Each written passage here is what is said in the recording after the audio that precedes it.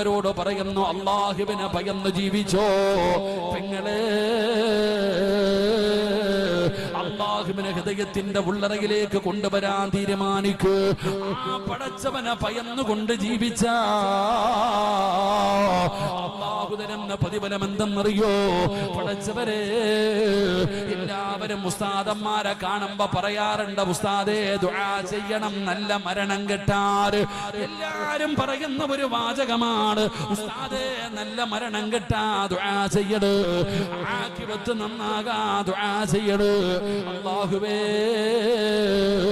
ഞങ്ങൾക്ക് നീ നല്ല മരണം നൽകണേ അല്ലാ.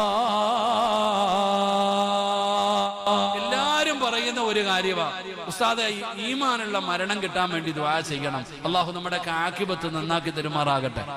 അല്ലാഹു ആഖിബത്ത് നന്നാക്കി തരുമാറാകട്ടെ. അല്ലാഹു നമുക്ക് നല്ല മരണം നൽകുമാറാകട്ടെ. ഈ നല്ല മരണം എന്ന് പറഞ്ഞാൽ എന്താണെന്നറിയാവോ? ഈ നല്ല മരണം എന്ന് പറഞ്ഞാൽ എന്താ? ഇവിടെ നല്ല മരണത്തിന്റെ അടയാളം ഞാൻ പറഞ്ഞു തരാം.